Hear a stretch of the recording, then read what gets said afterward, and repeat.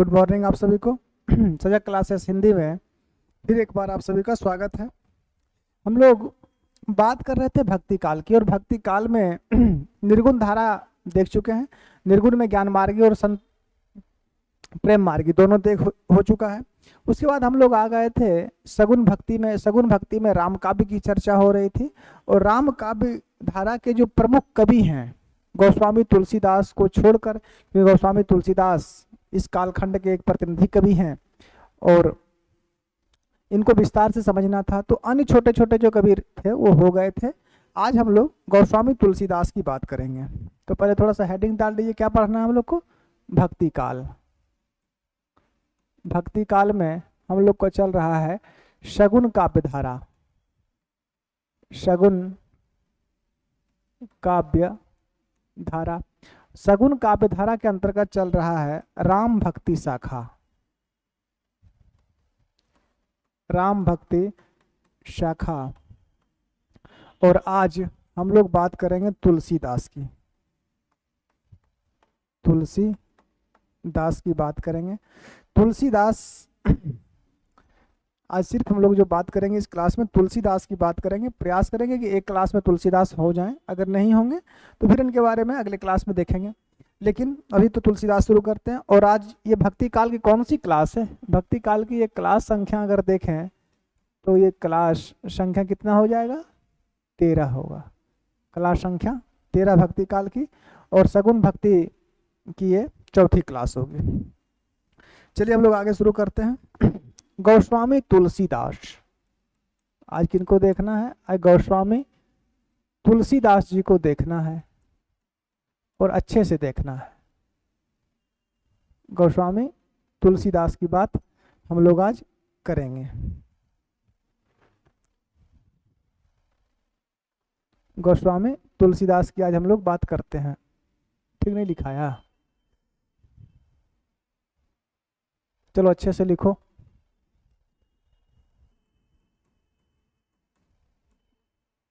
गोस्वामी तुलसीदास। सबसे पहले इनका जन्म समय देखते हैं, फिर विद्वानों के अनुसार भी देखेंगे। अगर इनका जन्म की बात करें कि इनका गोस्वामी जी का जन्म कब हुआ और कहाँ हुआ, तो इनका जन्म हुआ था 1532 ईस्वी में। कब हुआ था? 1532 में हुआ था। कहाँ हुआ था? राजापुर बांदा, उत्तर प्रदेश। राजापुर बांदा, उत्तर प्रदेश में इनका जन्म हुआ था। निधन, अगर इनके निधन की बात करें, इनका निधन कब हुआ था? इनका निधन हुआ था 1632 ईस्वी में। ठीक है, 1623 ईस्वी में इनका निधन हो गया था। इन्होंने खुद लिखा ना, संवत 1680, 80 गंग के तीर, 80 गंग के तीर, श्रावण शुक्ल सप्तमी, तुलसी तजो शरीर। इन्होंने तो खुद ये बात लिखी है कि वो संवत में था, उसी को ईस्वी में बना दीजिए तो कितना हो जाएगा? 1623 ईस्वी। हाँ, डॉक्टर बच्चन सिंह घाट रामायण के अनुसार तुलसीदास जी का जन्म कब स्वीकार करते हैं? तब इनके जन्म का स्वीकार करते हैं 1537 ईस्वी। लिख सकते हैं एक बात यहाँ पे नोट में लिख लीजिए कि डॉक्टर बच्चन सिंह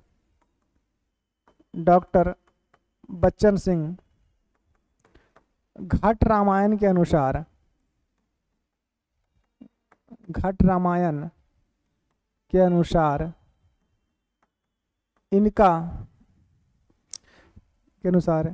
इनका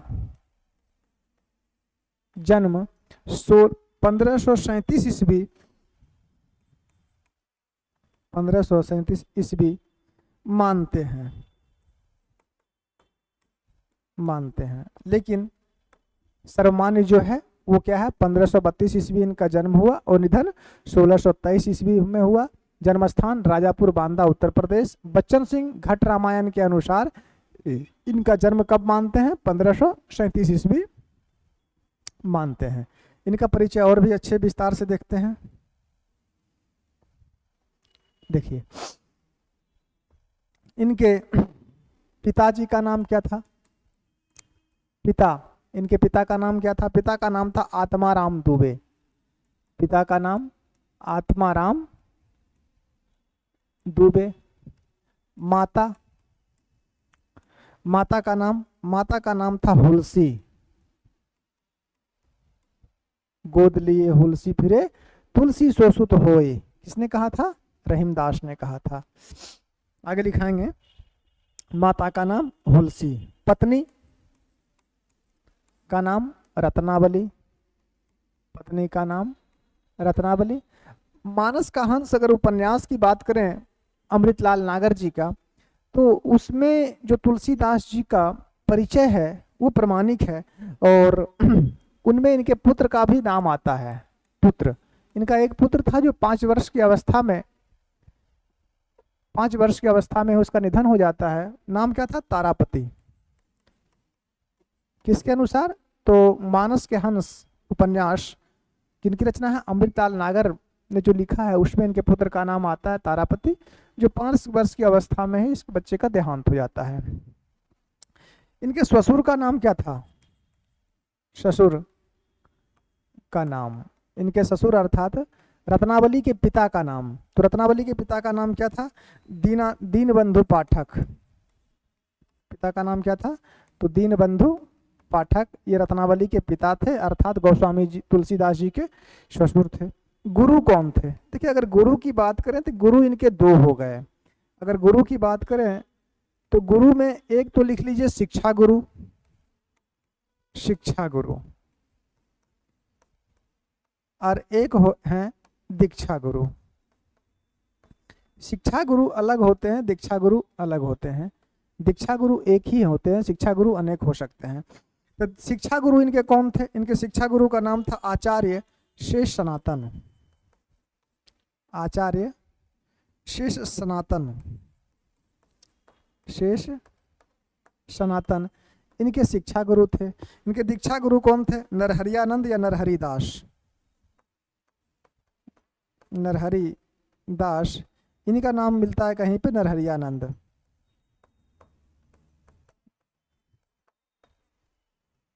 नरहरिदास या इसी को लिख लीजिए नरहरियानंद।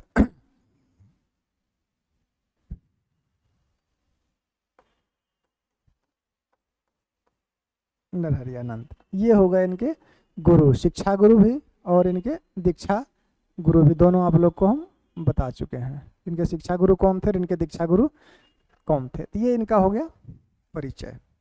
तुलसीदास जी का जो जन्म हुआ था, जन्म नक्षत्र की अगर बात करें, क्योंकि अगर ज्योतिष शास्त्र को माने, धर्म को बात करें, तो नक्षत्रों की गणना, जो नक्षत्र हैं वो 28 होते हैं, जिसमें से एक नक्षत्र होता है जिसको बोला जाता है अभुक्त मूल। अभुक्त मूल का ही एक नाम होता है अभिजीत नक्षत्र। अभुक्त मूल नक्षत्र में इनका जन्म हुआ था। जन्म नक्षत्र इनका कौन सा था? किस नक्षत्र में इनका जन्म हुआ था? तो अभुक्त मूल में हुआ था, अभुक्त मूल नक्षत्र में। अभुक्त मूल नक्षत्र की बात यह है कि इस नक्षत्र में ऐसा माना जाता है कि इस नक्षत्र में जिस बच्चे का जन्म होता है वो अपने माता पिता के लिए शत्रु होता है, अर्थात जन्म के बाद ही उनके माता पिता का देहांत हो जाता है। और इसी नक्षत्र में इनका जन्म हुआ था और जन्म के ही कुछ समय बाद इनके माता पिता का भी देहांत हो जाता है। इस कारण से समाज के लोगों ने तुलसीदास को क्या समझा कि ये अभिशाप है, तो इस कारण से इनको लोगों ने त्याग दिया था। चलिए, तो ये तो इनका परिचय हो गया। अब हम बात करते हैं गोस्वामी जी के, तुलसीदास जी के उपनाम की, या उपाधियां बोल सकते हैं। तुलसी दास के उपनाम या इसको उपाधियां बोल सकते हैं। उपाधियां,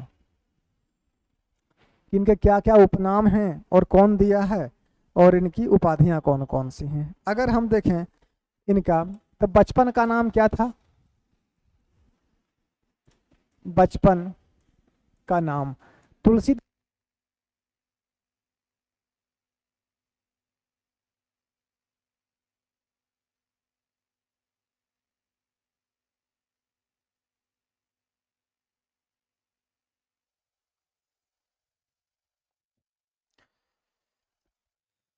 आवाज की समस्या हो गई थी ना, कोई बात नहीं, ठीक हो गई है। तो इनके बचपन का नाम क्या था? बचपन का नाम राम भोला था, क्योंकि कहा जाता है कि जन्म के समय ही इनके मुंह से राम राम निकलने लगा था, राम भोला, तो इनका नाम क्या पड़ गया? राम भोला। और ऐसा है कि बच्चे का जन्म 9 महीना में होता है, इनका जन्म 12 महीना में हुआ था। एक बात ये भी है, जन्म के समय बच्चे के मुंह में कोई दांत नहीं होता है, नवजात शिशु के मुख में कोई दांत नहीं होता है, और इनके मुख में 32 दांत था, जो समाज के लिए एक शोचनीय वस्तु थी कि जन्म होता है बच्चे का 9 महीना में, इनका जन्म हुआ 12 महीना में। जन्म के समय बच्चे के मुंह में कोई भी दांत नहीं होता है, इनके मुंह में 32 दांत था। जन्म के समय बच्चा रोता है और ये राम राम बोल रहे थे। तो इस कारण से समाज के लोगों ने इनको अभिशाप समझा और इनको, इनका जीवन बचपन जो था वो दुख भरा था। बचपन का नाम राम बोला। तुलसी नाम किसने दिया? तुलसी नाम इनको किसने दिया था? इनको इनके गुरु, तुलसी नाम इनको गुरु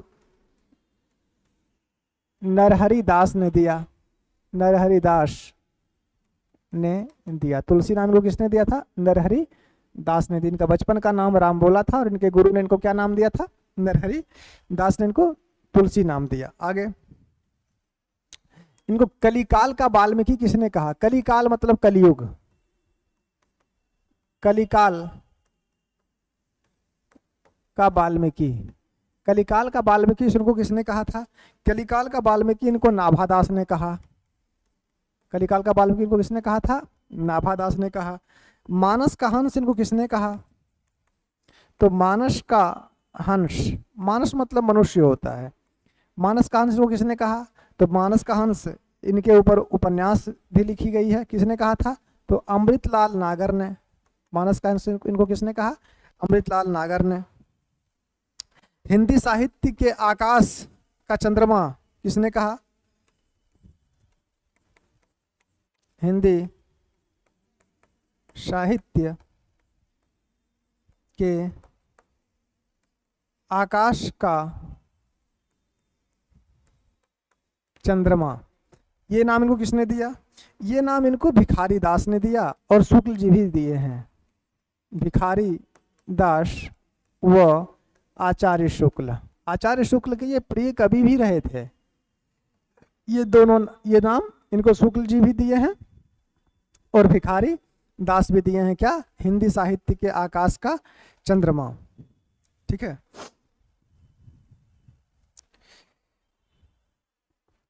पंक्ति नहीं है कि सुर सुर तुलसी दसी उड़गन के सब दास, अब के कभी खग्योत संग जह तह करत प्रकाश।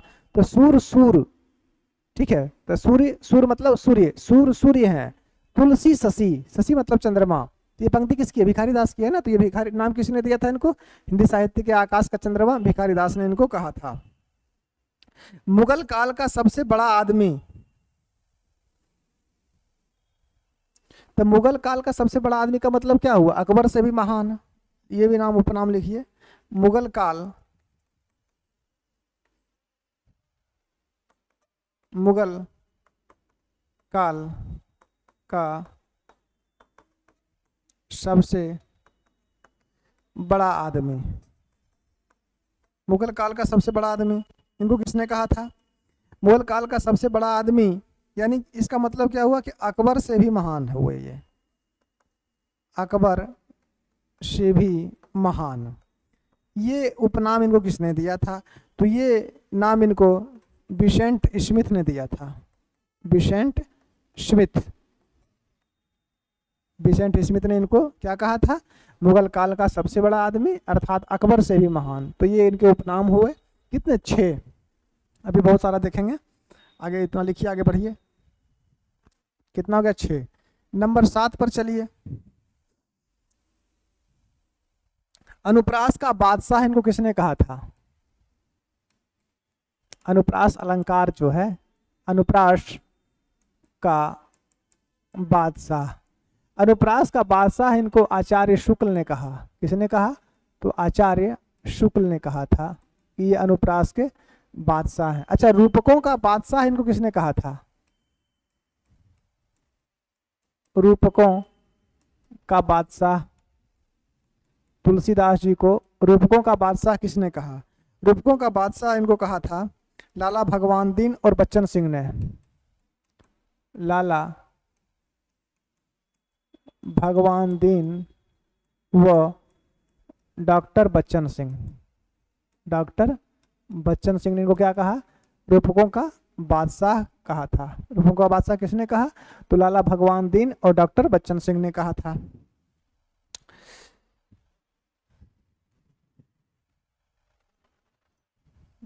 हाँ,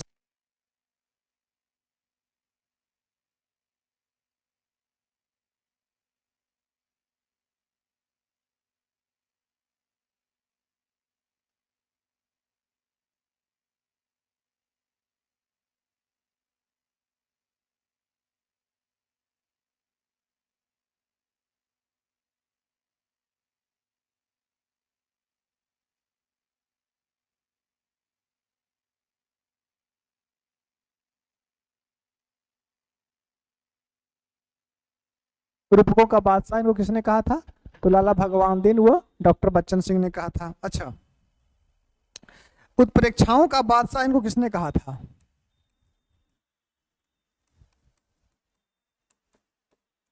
उत्प्रेक्षाओं का बादशाह, ये उपनाम इनको किसने दिया था?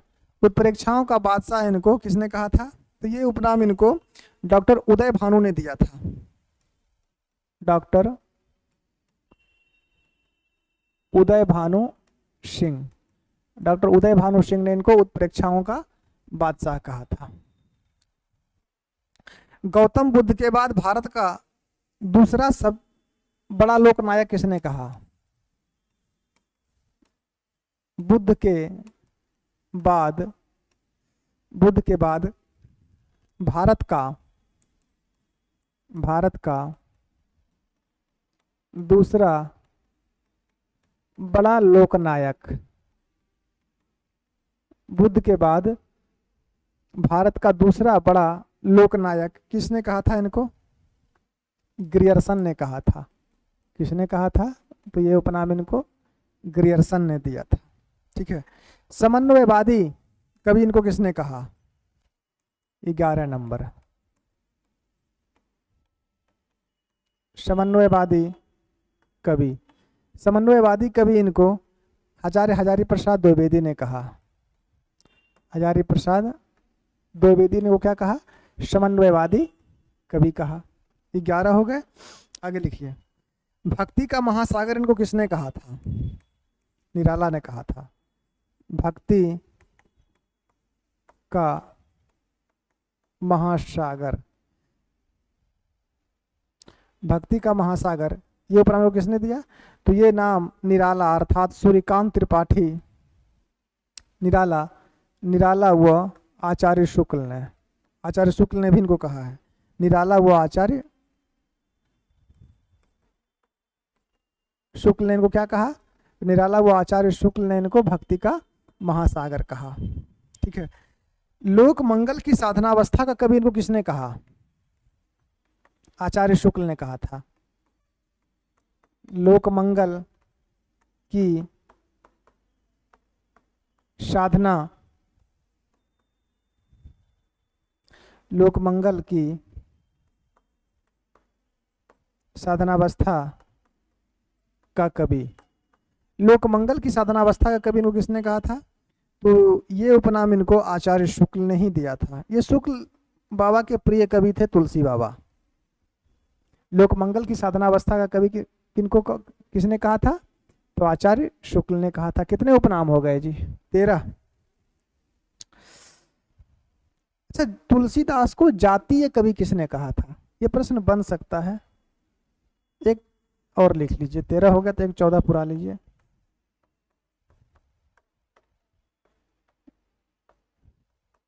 जातीय कवि, जातीय कवि इनको रामविलास शर्मा और तुलसी बाबा दोनों ने, तो रामविलास शर्मा और शुक्ल जी दोनों ने कहा था। रामविलास शर्मा व आचार्य शुक्ल, ये दोनों ने इनको जातीय कवि कहा था। तो ये लगभग कितने उपनाम लिखा है आप लोग को? 14 उपनाम इनके लिखा दिए हैं। तुलसीदास के उपनाम या उपाधि, बचपन का नाम राम बोला, तुलसी नाम इनको गुरु नरहरिदास ने दिया, कली काल का वाल्मीकि नाभादास ने कहा, मानस कहान अमृतलाल नागर ने कहा, हिंदी साहित्य के आकाश का चंद्रमा भिखारी दास व आचार्य शुक्ल ने कहा, मुगल काल का सबसे बड़ा आदमी या अकबर से भी महान किसने कहा? विसेंट स्मिथ ने कहा था। अनुप्रास का बादशाह आचार्य शुक्ल ने कहा, रूपकों का बादशाह लाला भगवान दीन व बच्चन सिंह ने कहा, उत्प्रेक्षाओं का बादशाह डॉक्टर उदय भानु ने कहा, बुद्ध के बाद भारत का दूसरा बड़ा लोकनायक ग्रियर्सन ने कहा, समन्वयवादी कवि हजारी प्रसाद द्विवेदी ने, भक्ति का महासागर निराला व आचार्य शुक्ल ने, लोकमंगल की साधना अवस्था का कवि आचार्य शुक्ल ने, जातीय कवि रामविलास शर्मा और आचार्य शुक्ल ने कहा था। तो ये बात हो गई इनके बारे में, ये बात हो गई इनके उपनाम के बारे में। अब देखिए आगे अगर बढ़ते हैं तो तुलसीदास जी के जन्म के बारे में भी थोड़ा मतभेद है, जन्म स्थान के बारे में। कुछ विद्वानों का मानना है कि इनका जन्म जो है वो सुकर क्षेत्र था, सुकर क्षेत्र, और कुछ विद्वानों का मानना था कि इनका जन्म स्थान क्या है? राजापुर है, राजापुर बांदा है इनका जन्म स्थान है। और सुकर क्षेत्र, तो सुकर क्षेत्र को सोरो कहा जाता है, तो सोरो मानने वाले विद्वान भी हैं और कुछ विद्वान इनको जो मानते हैं वो राजापुर बांदा मानते हैं। तो ये इस प्रकार के प्रश्न पूछे नहीं जाएंगे। अगर पूछे जाएं तो आप लोग लिख सकते हैं कि जो सोरो अर्थात सुकर क्षेत्र इनका जन्म स्थान मानते हैं, उसमें गणपति चंद्र गुप्त आते हैं, गौरी शंकर द्विवेदी आते हैं, हजारी प्रसाद द्विवेदी आते हैं। और जो इनका जन्म स्थान राजापुर बांदा मानते हैं, उसमें आचार्य शुक्ल आते हैं, बेनी माधव दास आते हैं, अमृतलाल नागर आते हैं। तो ऐसे प्रश्न आएंगे नहीं, लेकिन सीधी सी बात है कि इनका जन्म स्थान क्या था? तो जन्म स्थान राजापुर बांदा था। आगे, तुलसीदास किसके समकालीन थे? एक महत्वपूर्ण बात यह है कि तुलसी के समकालीन, ये महत्वपूर्ण बात है, तुलसी के समकालीन, ये याद रखेंगे। तुलसी के समकालीन कौन कौन थे? तो तुलसी के समकालीन जो थे उनका नाम थोड़ा सा लिख लीजिए। शेरशाह सूरी था, शेरशाह सूरी के बाद हुमायूं, तो शेरशाह सूरी, हुमायूं, अकबर, टोडरमल, शेरशाह सूरी, हुमायूं, अकबर, टोडरमल, रसखान,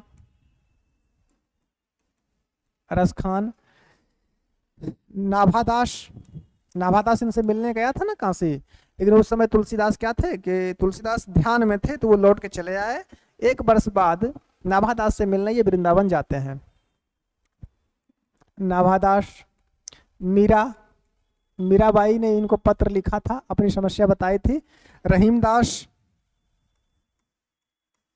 रहीमदास इन्होंने कहा था, गोद लिए हुलसी फिरे तुलसी सोसुत हो, सुरतीय नरतीय नागतीय। तो ये किसके समकालीन थे? ये सभी जो थे, शेरशाह सूरी, हुमायूं, अकबर, रसखान, नाभादास, मीरा, रहीम, ये सब तुलसीदास के समकालीन, ये सब इनके समकालीन थे। तुलसी के मित्र और तुलसी की रचनाओं को अब हम बात करते हैं कि तुलसी की रचनाएं कौन कौन सी हैं।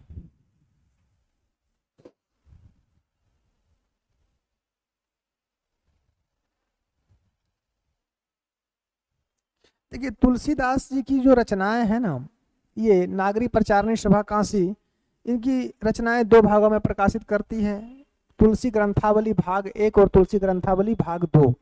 तो ये सब प्रश्न यहाँ से नहीं बन सकते। परीक्षा उपयोगी जो बातें हैं वो देखना है कि राम कुमार वर्मा जी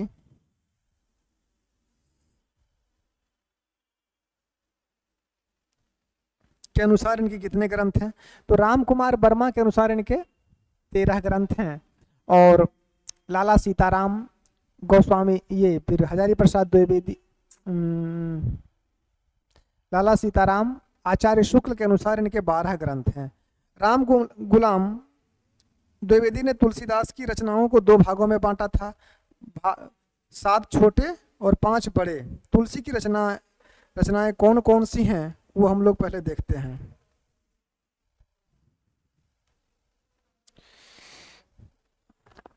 इसको अच्छे से पहले लिख लीजिए। ये रचनाओं की संख्या कोई निश्चित नहीं है क्योंकि सभी विद्वान ने अलग अलग माना है। अगर तुलसीदास के शिष्य की बात करें बेनी माधव दास की, तो बेनी माधव दास इनकी रचनाओं की संख्या मानते हैं 13। शिव सिंह सेंगर इनकी रचनाओं की संख्या मानते हैं 18। राम कुमार वर्मा इनकी रचनाओं की संख्या 13 मानते हैं। आचार्य शुक्ल इनकी रचनाओं की संख्या 12 मानते हैं। ठीक है। नागरी प्रचारणी सभा काशी की खोज रिपोर्ट के अनुसार इनकी जो रचनाएं हैं वो 37 हैं। मिश्र बंधुओं के अनुसार इनकी रचनाएं कितनी हैं? 17 हैं। तो इनकी जो रचनाएं प्रमाणिक हैं वो कौन कौन सी हैं वो देख लीजिए, और फिर सबका समय सबका वर्ण विषय हम लोग देखेंगे। चलिए आगे टॉपिक डालिए। तुलसीदास की प्रमुख रचनाएं।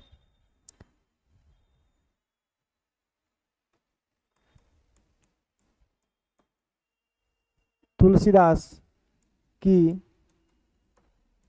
प्रमुख रचनाएं लिखा तो सारा ही देंगे, इसमें कोई शंका नहीं है। तुलसीदास की प्रमुख रचनाएं, तो प्रमुख रचनाएं इनकी कौन कौन सी हैं सबको क्रम से थोड़ा सा लिख लीजिए। नंबर 1,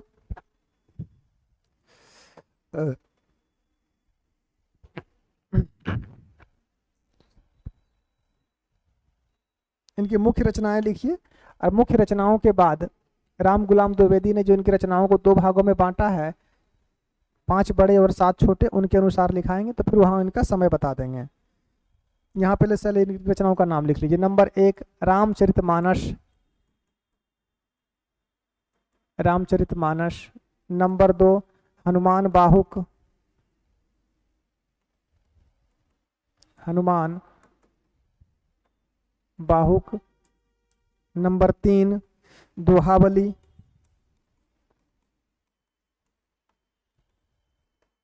नंबर 4 दोहावली के बाद लिखिए Kavitavali.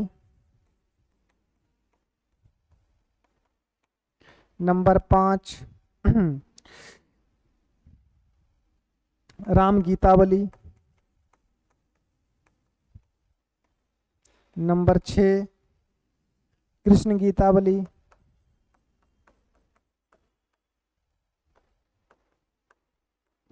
Number 7 Parvati Mangal.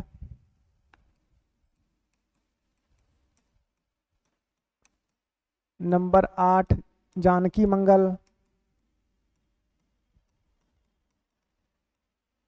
Number 9 Ramlala Nahachhu. Ramlala Nahachhu. Number 10 Vinay Patrika.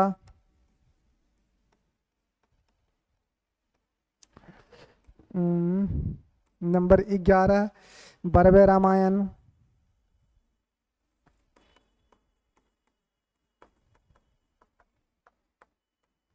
Number 12 Barvai Ramayan के बाद राम सतसई। नंबर 13 राम सतसई के बाद लिखिए बैराग संदीपनी। इन सबों में क्या है सब बताएंगे, धीरज धरिए। राम बैराग संदीपनी। बैराग संदीपनी के बाद आगे लिखिए रामाज्ञा प्रश्नावली। नंबर 14 रामाज्ञा प्रश्नावली। नंबर 15 छंदावली। लिखिए इतना, फिर आगे लिखाते हैं।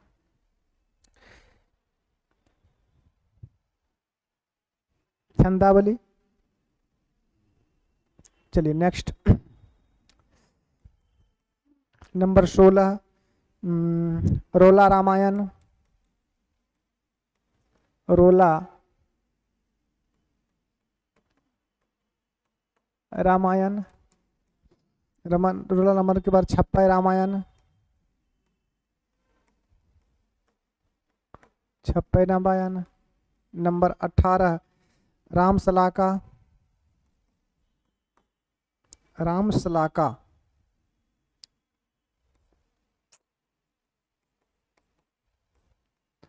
नंबर 19 रामसलाका के बाद लिखिए झूलना रामायण। झूलना रामायण। और एक और लिख लीजिए नंबर 20 में कड़खा रामायण। कड़खा रामायण। इतनी रचनाएं तुलसीदास की मुख्य रचनाओं में आती हैं। ये 20 आप लोग को हम लिखा दिए हैं। इन 20 रचनाओं के बाद राम गुलाम द्विवेदी ने इनकी रचनाओं को 2 भागों में बांटा। ठीक है, 5 बड़े और 7 छोटे। तो उन छोटे बड़ों जो रचनाएं अति महत्वपूर्ण है उनको इन्होंने बांटा है और उन्हीं को हम लोग देखेंगे भी। ये अगर इनकी रचनाओं की संख्या पूछे तो रचनाओं की संख्या कोई निश्चित नहीं है, क्योंकि राम कुमार वर्मा इनकी रचना मानते हैं 12, आचार्य रामचंद्र शुक्ल इनकी रचना मानते हैं 13, नागरी पचारणी सभा इनकी रचनाएं मानती है 37। ठीक है, जो 2 भागों में प्रकाशित करती है, तुलसी ग्रंथावली भाग 1 और तुलसी ग्रंथावली भाग 2। शिव सिंह सेंगर इनकी रचनाओं की संख्या मानते हैं 18। तो विद्वानों में सर्वमान्य मत नहीं है, तो ये प्रश्न बन ही नहीं सकता कि इनकी रचनाएं कितनी हैं, ये प्रश्न नहीं बन सकता, ये गलत है। तो जो इनकी मुख्य रचनाएं हैं, मुख्य रचनाएं वो इतनी लिखा दी है। अब इसके बाद इनकी रचनाओं का वर्गीकरण राम गुलाम द्विवेदी ने किया है। लिख सकते हैं राम गुलाम द्विवेदी, राम गुलाम द्विवेदी ने तुलसी की रचनाओं को तुलसी की रचनाओं को 2 भागों में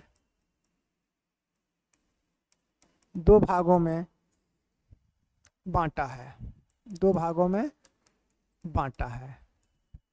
नंबर 1 5 बड़े ग्रंथ।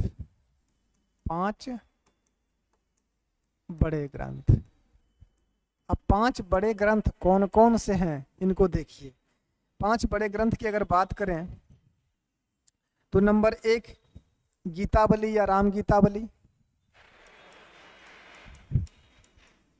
गीतावली या राम गीतावली। इसका समय क्या है? इसका समय है 1571 ईस्वी और इसकी भाषा क्या थी? ब्रज। भाषा ब्रज, ये लिखते चलिए, याद रहेगी। नंबर 2 रामचरितमानस।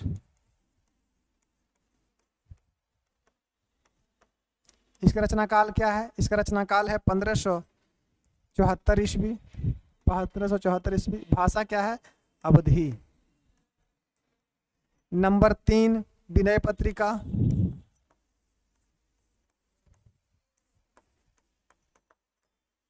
विनय पत्रिका। विनय पत्रिका कब की है? 1582 ईस्वी। 1582 ईस्वी। भाषा क्या है? ब्रज। भाषा क्या है इसकी? ब्रज। नंबर 4 दोहावली।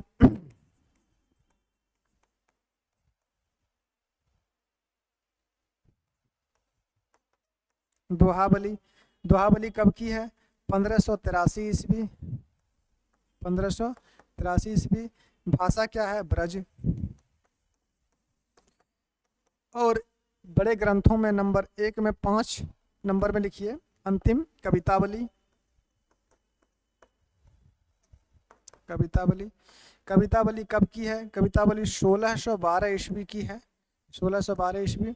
और इसकी भाषा क्या है? इसकी भाषा भी ब्रज है। तो इससे ये पता चला गया कि इसका समय, और आप लोग को हम क्रम से लिखा दिए। गीतावली या राम गीतावली 1571, रामचरितमानस 1554, सॉरी 1574, विनय पत्रिका 1582, तुलसी दोहावली 1583, कवितावली 1612। भाषा भी लिखा दी कि इसमें एक जो है वो अवधि का है और ये 4 जो है वो क्या है? ब्रज है। तो ये हो गए 5 बड़े ग्रंथ। अब इनके 7 छोटे ग्रंथ देखिए। इनके अनुसार नंबर 2 में लिखिए 7 छोटे ग्रंथ। 7 छोटे ग्रंथ। अब 7 छोटे ग्रंथों की बात करें तो कौन कौन है? नंबर 1 कृष्ण गीतावली,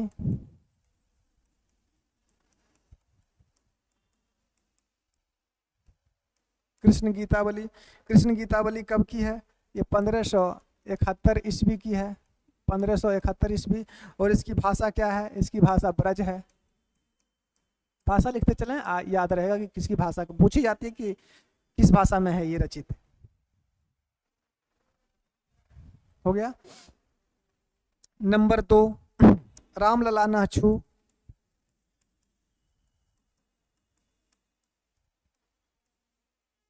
रामलला नाछू।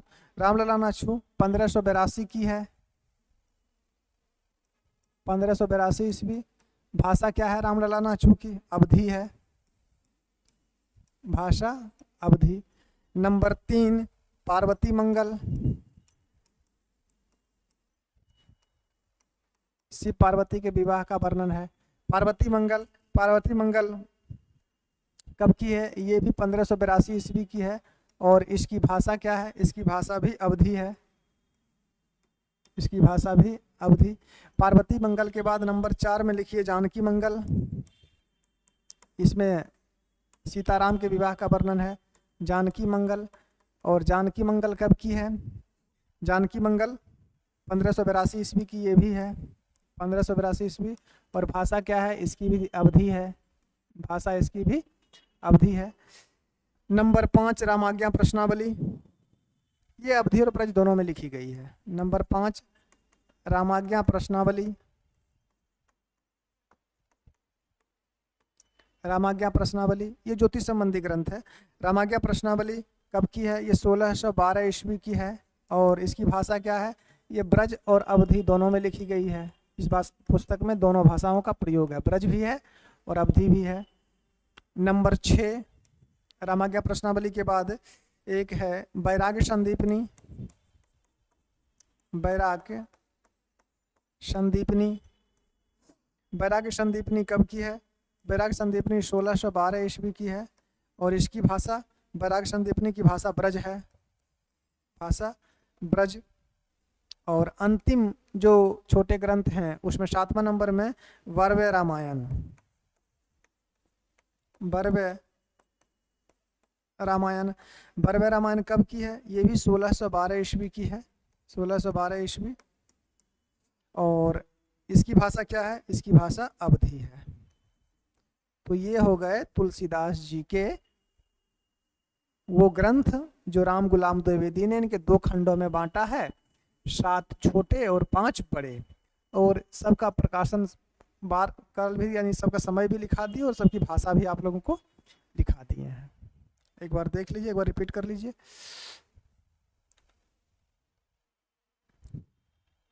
आज हम लोग सगुन भक्ति धारा में राम भक्ति शाखा के अंतर्गत सिर्फ तुलसीदास को देख रहे हैं। इनसे पहले जो छोटे कवि थे उनकी बात हम लोग कर चुके हैं। गोस्वामी तुलसीदास जी को देख रहे हैं, तो इनका जन्म मरण इनका परिचय हो गया। परिचय के बाद इनके उपाधियां और उपनाम को आप लोग को लगभग 14 उपाधि इनके या उपनाम इनके हमने आप लोगों को लिखा दिया। तुलसीदास जी के जो समकालीन थे वो शेरशाह सूरी थे, हुमायूं, अकबर, टोडरमल, रसखान, नाभादास, मीराबाई और रहीमदास थे। इनकी रचनाओं की बात करें तो इनकी ये 20 रचनाएं जो हैं वो मुख्य मानी जाती हैं। और उनमें भी ये 20 मुख्य रचनाओं में राम गुलाम द्विवेदी ने इनकी रचनाओं को 2 भागों में बांटा है, 5 बड़े और 7 छोटे। तो ये बड़े छोटे ग्रंथ जो हैं वो इस प्रकार थे, आप लोगों को लिखा दिए हैं। अब हम बात करते हैं कि कुछ महत्वपूर्ण बातें इससे देख लेते हैं और फिर आगे बढ़ते हैं। तुलसीदास की रचनाओं के बारे में थोड़ा थोड़ा जानते हैं कि किसमें क्या है।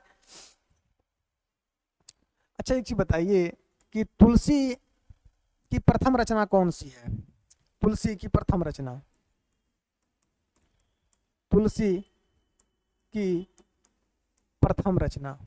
अगर प्रश्न ऐसा आए कि तुलसी, ऐसा प्रश्न तो पूछा नहीं जाएगा, लेकिन अगर पूछ लिया जाए कि तुलसी की प्रथम रचना कौन सी है, तो प्रथम रचना है गीतावली या राम गीतावली। गीतावली या राम गीतावली इनकी प्रथम रचना है। तुलसी की अंतिम रचना कौन सी है? तुलसी की अंतिम रचना, अगर तुलसी की अंतिम रचना की बात करें तो ये कौन सी है? तुलसी की अंतिम रचना कवितावली। देखिए कवितावली, कवितावली या कहीं मिलता है हनुमान बाहुक, तो याद रखेंगे कि हनुमान बाहुक कवितावली के अंदर ही है।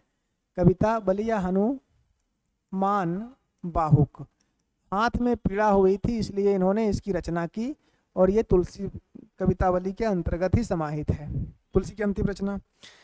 रहीम के आग्रह पर इन्होंने किस रचना, कौन सी रचना लिखी? रहीम दास के आग्रह पर इन्होंने किस रचना, कौन सी कृति लिखी थी?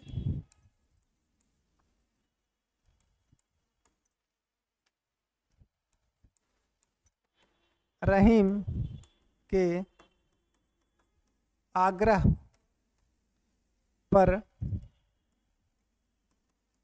रचित काव्य कौन सा था इनका? रचित काव्य था बरवे रामायण। बरवे रामायण। रहीम के आग्रह पर कौन सी रचना किए थे? बरवे रामायण की रचना इन्होंने किया था। ठीक है, रहीम के आग्रह पर रचित काव्य कौन सा था इनका? बरवे रामायण था। सूर के आग्रह पर कौन सी रचना की थी? सूरदास। सूरदास के आग्रह पर रचित काव्य इनका कौन सा है? सूर के आग्रह पर रचित काव्य। तो सूर के आग्रह पर जो इनका रचित काव्य है वो है कृष्ण गीतावली। कृष्ण गीतावली ये सूरदास के आग्रह पर लिखे थे। अपने मित्र, इनके मित्र का नाम क्या था? गंगाराम ज्योतिषी। गंगाराम ज्योतिषी के आग्रह पर इन्होंने कौन सी ग्रंथ लिखी थी? तो गंगाराम ज्योतिषी के आग्रह पर इन्होंने रामाज्ञा प्रश्नावली की रचना की थी। गंगाराम ज्योतिषी के आग्रह पर इन्होंने रामाज्ञा प्रश्नावली की रचना की थी। हो गई बात? लिख लीजिए। गंगाराम ज्योतिषी कौन थे? इनके मित्र थे। के आग्रह पर रचित रचना कौन सी थी? रामाज्ञा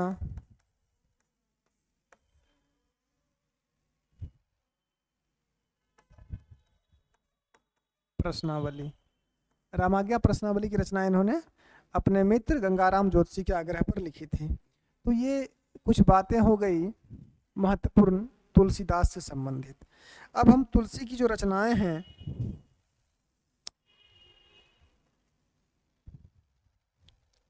उनके बारे में बात करेंगे। तुलसी की रचनाओं को देखने के लिए कम से कम एक क्लास तो और लग ही जाएगा, इसमें कोई संशय नहीं है। लगभग 12 रचना इनकी हम आप लोग को बताएंगे। 12 रचना जो अति महत्वपूर्ण है। अब वो 12 कौन सी रचना बताएंगे? जो ये 7 छोटे और 5 बड़े थे, इन सबों के बारे में बताएंगे। किसमें क्या वर्ण विषय है, भाषा क्या है, ठीक है, इसकी वर्ण विषय क्या है, इस पुस्तक की विशेषता क्या है, इनके सभी रचनाओं के बारे में हम लोग बात करेंगे। तो इस क्लास को यहीं रहने दीजिए, ज़्यादा बड़ा करने की आवश्यकता नहीं, क्योंकि एक क्लास में तुलसीदास समाप्त भी नहीं होंगे। तो ये हो गया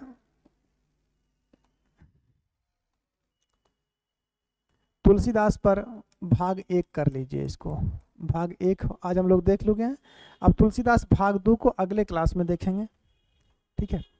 तो इनकी सारी रचनाओं को हम उसमें पढ़ा देंगे। जब इनकी रचनाओं को देख लेंगे, इसका मतलब है कि सगुन काव्य धारा के अंतर्गत जो राम भक्ति शाखा ये समाप्त हो जाएगी। फिर हम लोग आगे चलेंगे कृष्ण भक्ति शाखा में। क्रम से पढ़ रहे हैं तो क्रम से ही देखेंगे। तो तुलसीदास पर भाग 1 आज रहने दीजिए, भाग 2 हम लोग अगले क्लास में देखेंगे। आज के लिए इस क्लास में इतना ही। धन्यवाद।